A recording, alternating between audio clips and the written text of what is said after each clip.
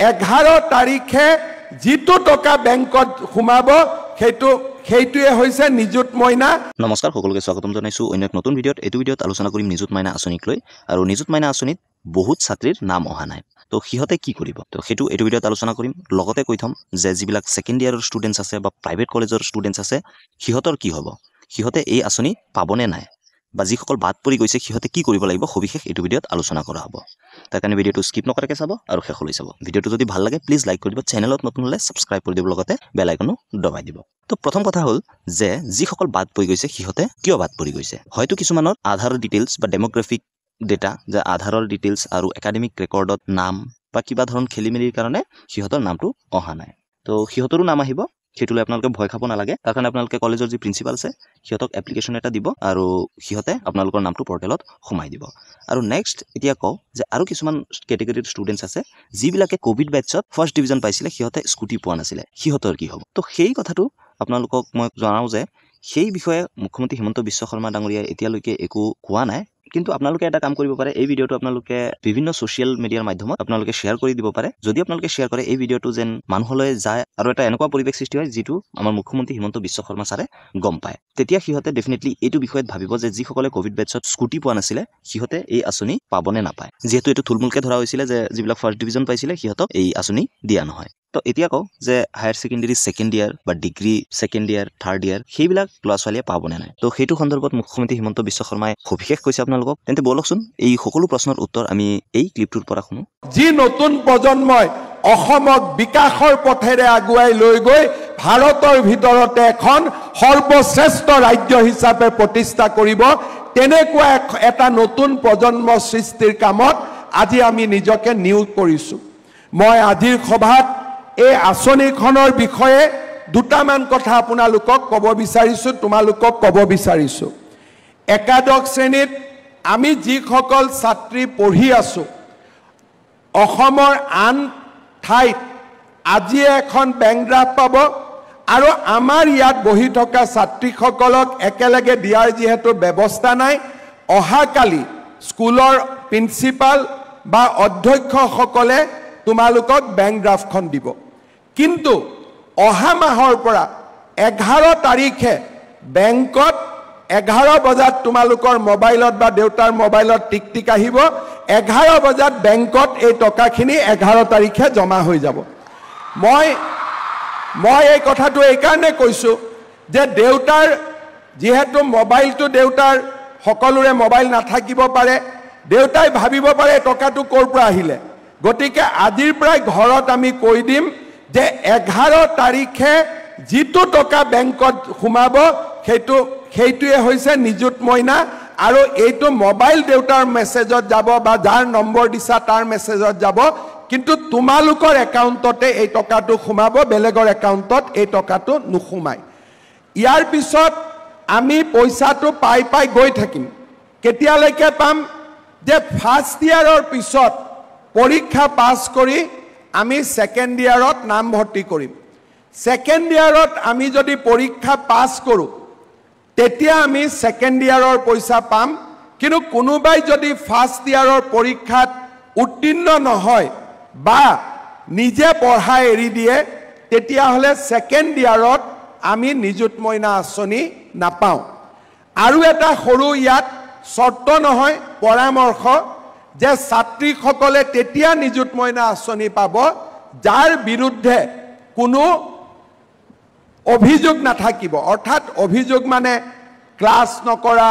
বা বিভিন্ন ধৰণৰ যিবিলাক আমাৰ স্কুলত যাক ভাল একাডেমিক এক্টিভিটি বুলি কোৱা নহয়।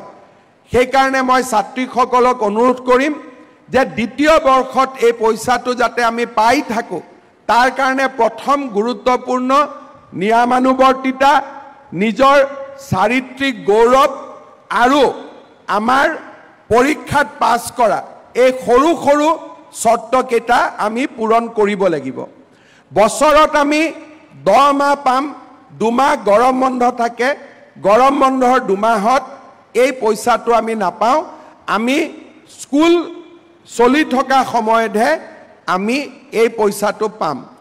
কোনোবাই দ্বিতীয় বৰ্ষত নাম লগালে কিন্তু স্কুলত নাহে, এটেণ্ডেঞ্চ নাই, তেতিয়াও আমি এই পইচাটো দ্বিতীয় বৰ্ষত আমি নাপাম অন্তত আমি ইউনিভাৰ্চিটিয়ে যিমান এটেন্ডেন্স বিচাৰে হিমানখিনি এটেন্ডেন্স যাতে আমাৰ থাকে ঠিক তেনেকে যিসকলে ডিগ্ৰী ফাৰ্ষ্ট ইয়াৰৰ ছোৱালীয়ে এই পইচা যি পাব তেওঁলোকেও ডিগ্ৰী সেকেন্ড ইয়াৰতো পাব ডিগ্ৰী থাৰ্ড ইয়াৰতো পাব খালি সেকেন্ড ইয়াৰত অৰ্থাৎ থাৰ্ড সেমিষ্টাৰত আমি নাম ভৰ্তি কৰিব লাগিব ফিফথ সেমিষ্টাৰত আমি নাম ভৰ্তি কৰিব লাগিব মাহত 1250 টকাকৈ প্ৰত্যেক মাহৰ 11 তাৰিখে 12 বজাৰ আগতে বেংকত টকা জমা হ'ব যিসকলে পোষ্ট গ্ৰেজুৱেট পঢ়িব তেওঁলোকেও এই পুঁজি বা এই টকা বা এই বৃত্তি চৰকাৰৰ পৰা পাই থাকিব মাত্ৰ পোষ্ট গ্ৰেজুৱেট সেকেন্ড ইয়াৰতো নাম ভৰ্তি কৰিব লাগিব আৰু নিয়মীয়াকৈ ক্লাছত উপস্থিত থাকিব লাগিব এতিয়া বহুতে মোক কয় সেকেন্ড ইয়াৰৰ ষ্টুডেণ্টখিনিয়ে দ্বাদশ মানত পঢ়া ছাত্ৰীসকলে কয় যে মামা আমি নাপালো তোমালোকেও পাবা মাত্ৰ এইবাৰ ক্লাছ 12ত পাছ কৰি ডিগ্ৰী ফাৰ্ষ্ট ইয়াৰত এডমিশন ল'ব লাগিব কোনোবা সেকেন্ড ইয়াৰ আৰু ডিগ্ৰী থাৰ্ড ইয়াৰৰ ছোৱালীয়ে কৈছে যে আমি পোৱা নাই মই উত্তৰটো মোৰ এইটো হ'ব তোমালোকেও পাবা মাত্ৰ পোষ্ট গ্ৰেজুৱেটত নাম ভৰ্তি কৰাব লাগিব যদি কোনোবা ছোৱালীয়ে ডিগ্ৰী পঢ়ি থাকোতে বিয়া হৈ যায় তেতিয়াও এই পইচাটো পোৱা নাযাব কাৰণ এই পইচাটো আমি এই কাৰণে দিছো যাতে ডিগ্ৰী লৈকে আমি বিয়াত নবহো দেউতা মই বেয়া পাব নেকি আকৌ মই বিয়াত নবহো বুলি কোৱা কাৰণে আমি ডিগ্ৰী লৈকে বিয়াত বহিব নালাগে কিন্তু ইউনিভাৰ্চিটিত পঢ়া ছোৱালীখিনিয়ে বিয়াত বহিলেও বা বিয়া কৰিলেও এই বৃত্তি পাই থাকিব অৰ্থাৎ আমাৰ এটাই প্ৰচেষ্টা যে আমাৰ ছোৱালীসকলে যাতে ডিগ্ৰী থাৰ্ড ইয়াৰলৈকে বিয়াত নবহে সেইটো আমাৰ এই আঁচনিৰ এটা লক্ষ্য কিন্তু যিসকলে পোষ্ট গ্ৰেজুৱেট বা ইউনিভাৰ্চিটি বা বিএডত পঢ়িব তেওঁলোকে এই পুঁজি বা এই স্কলাৰশ্বিপ পাব কাৰণ পোষ্ট গ্ৰেজুৱেট যোৱাৰ সময়ত ল'ৰা ছোৱালী বিয়া পাতিব লাগে বা বিয়া পতা নপতা নিজৰ সিদ্ধান্ত তাত আমি পৰামৰ্শ দিব নোখোজো এতিয়া মোক বহুতে কয় যে মামা ল'ৰাবিলাকৰ কি হ'ব হয়নে কয়নে এইটো কথা ল'ৰাবিলাকে কয়নে নাই আমাৰ কি হ'ব বুলি মই ল'ৰাবিলাকৰ কাৰণেও কেইদিনমান আগতে যাতে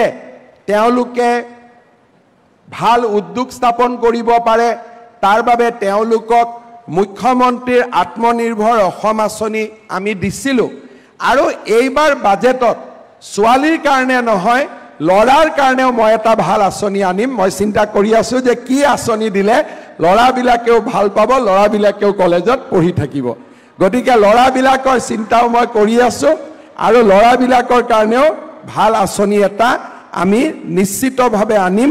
এই কথাখিনিও মই আজি ক'ব খুজিছো আজি বহুত ছোৱালীয়ে ভাবি আছে যে আমি পোৱা নাই অৰ্থাৎ ভেঞ্চাৰ স্কুল আৰু সেলফ ফাইনেন্সিং স্কিমত পঢ়া ছাত্ৰীখিনিক আমি প্ৰথম অৱস্থাত এই আঁচনিখিনিত লোৱা নাই কিন্তু অহা মাহৰ ভিতৰত আমি এটা সিদ্ধান্ত ল'ম ভেঞ্চাৰ স্কুল কলেজত পঢ়ি থকা ছাত্ৰীখিনিকো এই আঁচনিত জড়িত কৰিবলৈ বা প্ৰভিন্সিয়েলাইজ কলেজত যিসকলে সেলফ ফাইনেন্স স্কিমত পঢ়ি আছে তেওঁলোকৰ বাবেও অহা মাহত আমি এই আঁচনিটোৰ সম্পৰ্কত সিদ্ধান্ত ল'ম আৰু যিসকলে কিবা কাৰণত বাদ পৰি গৈছে তেওঁলোকে কলেজৰ প্ৰিন্সিপাল বা স্কুলৰ প্ৰিন্সিপালক লগ কৰি পোৰ্টেলত যাতে নিজৰ নামটো পঠিয়াই দিয়ে তাৰ বাবে মই অনুৰোধ কৰিম মই বহুত দীঘলীয়াকৈ ক'ব খোজা নাই আজি আমাৰ কামৰূপ মহানগৰ কামৰূপ আৰু মৰিগাঁও জিলাৰ 24,384 গৰাকী ছাত্ৰী ইয়াত উপস্থিত আছে আপোনালোকৰ প্ৰথম পইচাটো আমি একাউণ্টত দিয়া নাই বেংক ড্ৰাফটত দিছো কিয় বেংক ড্ৰাফটত দিছো তেতিয়াহে আপোনালোকে নতুনকৈ খোলা একাউণ্টখিনিত এই টকাটো জমা দিব আৰু একাউণ্টটো আছে নে নাই এবাৰ পৰীক্ষা কৰিব পাৰিব নহলে প্ৰথমতে মই যদি ইয়াৰ পৰা ইলেক্ট্ৰনিক্যালি টকা পঠাও আমাৰ পৰা টকাটো যাব কিন্তু বেংকত বন্ধ হৈ থাকিব সেই কাৰণে প্ৰথম আঁচনিখন চেক বা ড্ৰাফটত ললে তাৰ পিছৰখিনি আমি বেংকত ডিবিটি কৰি লৈ থাকিলে আমাৰ সুন্দৰ কৰি আঁচনিখন চলি থাকিব মই ছাত্ৰীসকলক অনুৰোধ কৰিম অহাকালি আপোনালোকৰ কলেজত স্কুলত নিশ্চিতভাৱে আপোনালোকে বেংক ড্ৰাফটখন পাই যাব আমি ইতিমধ্যে কলেজক আৰু স্কুলক আমি বেংক ড্ৰাফটবিলাক দি দিছোঁ আপোনালোকক অহাকালি ধুনীয়াকৈ দি দিব আৰু বেংক ড্ৰাফটখন লওঁতে কোনোবাই যদি কিবা কাৰণত আপোনালোকৰ পৰা চাহ খাব কিবা খোজে মোক লগে লগে জনাই দিব ঠিক আছে কিবা এটা কৰি অকণমানো যদি ভুলতেও যদি কোনোবাই কিবা কয় মোক লগে লগে আপোনালোকে জনাই দিব আমাৰ মুখ্যমন্ত্ৰীৰ কাৰ্যালয়ত ইমেইল একাউণ্ট আছে লগে লগে আপোনালোকে ইমেইল কৰি দিব তেতিয়া যি ব্যৱস্থা কৰিব লাগে মই কৰিম কিন্তু মই বিশ্বাস কৰোঁ যে কোনেও আজিকালি এইবোৰ কাম নকৰে এইবিলাক প্ৰথা লাহে লাহে আমাৰ সমাজত নোহোৱা হৈ আছে কিন্তু অসমৰ বাকী সমষ্টিত যিসকল ছাত্ৰী বহি আছে তেওঁলোকক মই অনুৰোধ কৰিম আপোনালোকে আজিয়ে চেকখন লৈ যাব অহাকালিলৈকে নথব যিহেতু বাকী স্থানসমূহত কৰবাত 500 কৰবাত 1000 ছোৱালী বহি আছে আজিয়ে যাতে চেকখন লৈ যায় তাৰ কাৰণে মই অনুৰোধ কৰিম এই আমি স্ক্ৰীনত যিমান দেখিছোঁ গোটেইবিলাক আন আন জাগাত শুনি আছে গতিকে মই সকলোকে অনুৰোধ কৰিম যে আন জাগাত সভাত বহি থকা সকলোৱে যাতে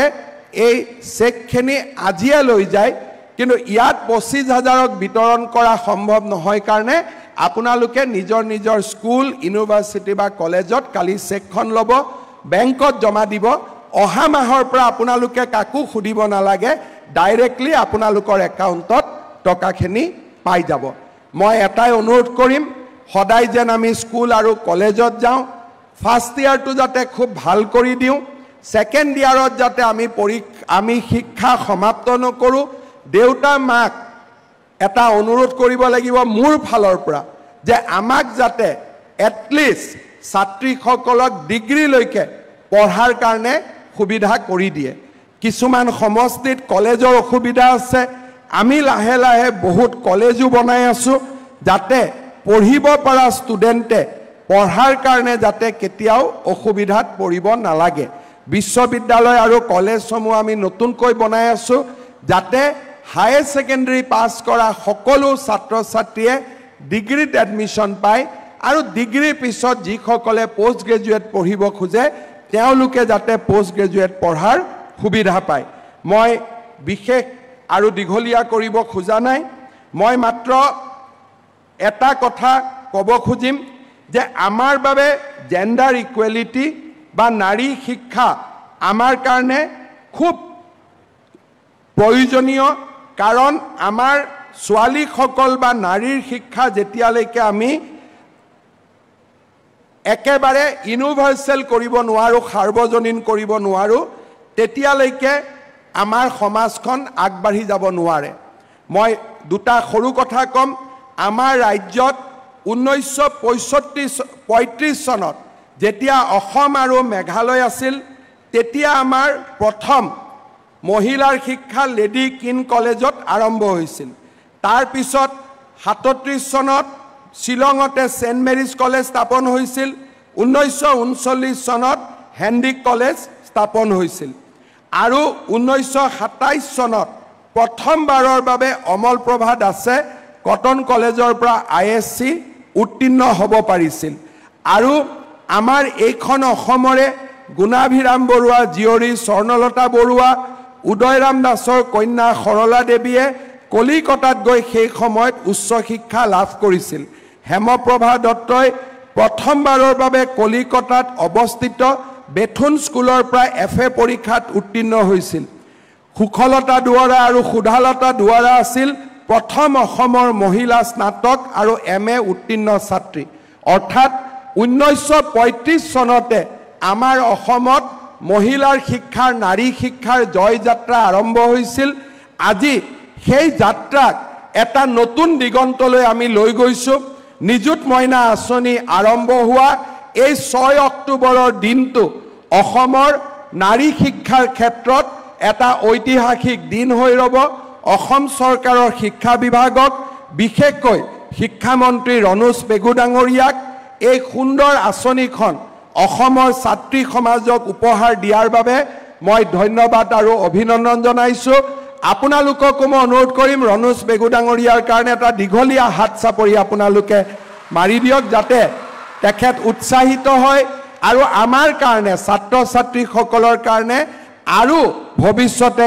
নতুন নতুন আঁচনি আমাক উপহাৰ দিব পাৰে শিক্ষা বিভাগৰ বিষয়া কৰ্মচাৰী আৰু গোটেই চৰকাৰখনে এই আঁচনিখন সফল কৰিবলৈ যি এক দায়বদ্ধতাৰে প্ৰচেষ্টা চলালে তাৰ বাবে অসম চৰকাৰৰ মুখ্য সচিব আৰু আমাৰ সকলো চৰকাৰী বিষয়া কৰ্মচাৰীক মই ধন্যবাদ আৰু কৃতজ্ঞতা জনালো এই আঁচনিখন সফল কৰিবলৈ অসমৰ বিভিন্ন স্থানত আমাৰ মন্ত্ৰীসভাৰ মন্ত্ৰীসকল বিধায়কসকল আৰু বৰেণ্য অতিথিসকল যি আমাৰ নিমন্ত্ৰণত আজিৰ অনুষ্ঠানত উপস্থিত আছে সকলোকে মই পুনৰ হিয়া ভৰা শুভেচ্ছা আৰু কৃতজ্ঞতা জনালো অসমৰ ছাত্ৰী সমাজক নিযুত মইনা আঁচনিত হিতাধিকাৰী নহয় নিযুত মইনা আঁচনি হাতত লৈ অসমৰ ভৱিষ্যত নিৰ্মাণৰ কাৰণে আগবাঢ়ি অহা প্ৰতিগৰাকী মইনালৈ মোৰ বহুত বহুত শুভকামনা আৰু অভিনন্দন জনাই মই মোৰ বক্তব্যৰ সামৰণি মাৰিছো ধন্যবাদ জয় হিন্দ বন্দে মাতৰম